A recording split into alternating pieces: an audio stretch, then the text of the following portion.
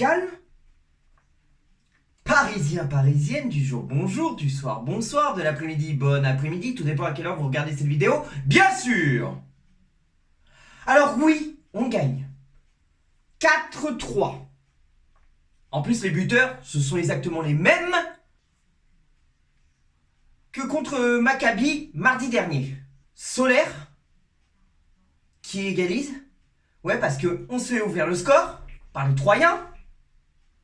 Donc Solaire égalise. Merci, Solaire. Première période, pour moi, soporifique. Bon, j'ai pas vu le match, je l'ai écouté chez l'émigré parisien. Dédicace à toi, l'émigré parisien, si tu regardes cette vidéo. C'est pas toi qui m'as endormi, c'est le match en lui-même. Je me réveille, je fais j'ai rien loupé. Je fais, bon écoute, c'est à mi-temps, tant mieux. À ce qui paraît, le but qu'on se prend, c'est Mukele qui est fautif. Mais je vais revenir sur quelque chose après. Deuxième période. On se prend le but du 2-1. J'ai fait c'est pas possible. Quand je pense qu'il y en a qui disent qu'avec Ramos on se prend pas beaucoup de buts, et ben revoyez les matchs. Alors peut-être que Ramos n'est pas forcément sur les buts qu'on se prend. Mais quand il est là, on se prend beaucoup de buts. Et qu'on me dise pas non. Regardez les matchs et vous verrez que quand Ramos se joue pas, on se prend moins de buts. Exemple, face à l'OM. Ramos n'a pas joué, il était suspendu. Et bizarrement, on s'est pas pris de but. Et on n'a pas perdu. Bref, point Ramos, terminé. Messi, avec un superbe but, à ce qui paraît, que je n'ai pas vu, mais à ce que j'ai entendu, il tire à plus de 30 mètres et ça rentre sur une passe décisive de Ramos. Allez, voilà, je t'accorde ça, Ramos. Voilà, t'es content? Voilà, t'es content? Je t'accorde que ça, hein, rien d'autre. Allez, casse-toi. Merci. Parce que moi, c'est pas là-dessus que j'attends Ramos. Ramos, pour moi, c'est un défenseur. Sinon, dans ce cas-là, on ne le met plus en défense, on le met au milieu, et voilà, tu deviens un passeur, un buteur, tu fais ce que tu veux, mais t'es plus un défenseur.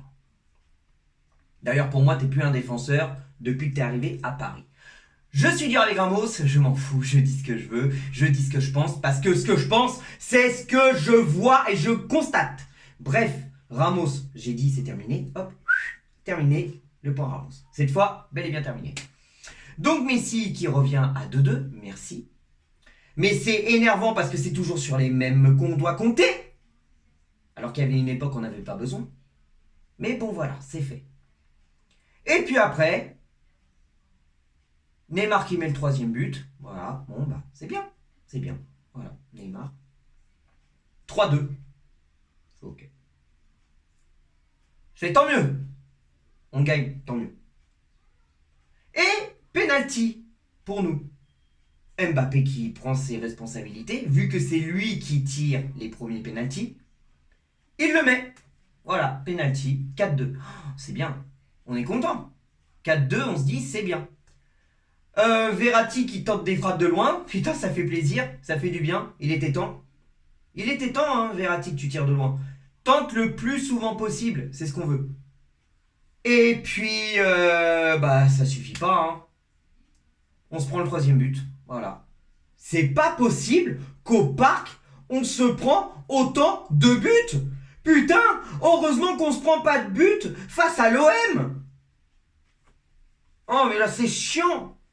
En plus, contre 3. 3, c'est même pas une ville grecque. C'est pas la ville de Hector. C'est pas la ville de Priam. C'est pas la ville de Paris. C'est pas la ville d'Achille. Ah non, Achille, il était pas 3. Il était pas troyen, Achille. Bon, je fais des cours d'histoire, hein. Qu'est-ce qu'on s'en fout? Donc voilà, on gagne, c'est bien, mais on se prend trop de buts. Et se prendre des buts face à des équipes comme 3, c'est pas normal. Ça va être quoi face aux gros clubs? Il y a un moment, faut arrêter de se contenter de peu.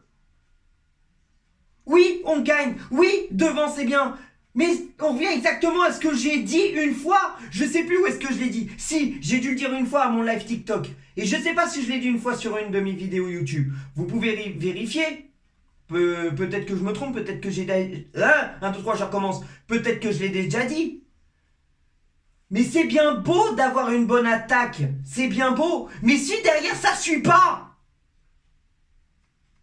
Si derrière ça suit pas, qu'est-ce qu'on fait? Marquinhos, je t'adore. Mais... je sais pas ce qui se passe. Bon, t'es rentré. Je vais pas taper sur toi, Marquinhos. De toute façon, je taperai jamais sur toi pour tout ce que tu nous as apporté. Moi, je suis... 1, 2, 3, je recommence. Je serai toujours l'un de ceux qui te défendra, qui te défendront. Je sais plus parler, bref. C'est chiant de pas savoir parler. Oui, c'est moi, c'est normal. Donc, Marquinhos, je vais pas t'en vouloir. Tu viens de rentrer. T'étais sur le banc. C'était Kimpembe et Ramos qui étaient alignés. Voilà. On peut pas taper sur toi, c'est trop facile. Mais c'est pas possible. Putain, et Donnarumma qui monte en puissance. Heureusement qu'il monte en puissance sur sa ligne. Heureusement. Mais moi, je vais vous le dire tout simplement. Donnarumma, ok, ça m'embête pour Navas. Parce que, vous le savez très bien, pour moi, Navas aurait dû rester numéro 1 encore quelques années. Et Donnarumma, il aurait fallu le prêter quelques années. Et après, lui dire, tu seras titulaire progressivement. Mais bon, maintenant, c'est fait. Il faut l'accepter, on n'a pas le choix. Mais pour moi, Donnarumma, c'est un gardien simple. C'est pas un gardien qui doit jouer la balle au pied. C'est un gardien qui est bon sur sa ligne. Donnarumma, tu n'es pas un gardien moderne. Tu es un gardien normal. C'est-à-dire un gardien qui fait de très beaux arrêts quand tu es sur ta ligne.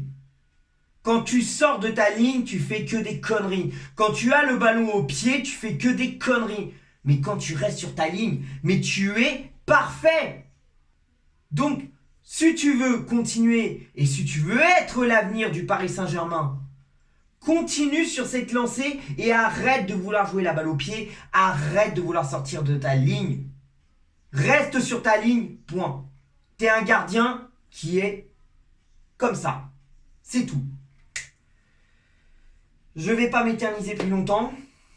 À bientôt pour de nouvelles vidéos, de nouveaux débriefs. Bientôt la Prono Team.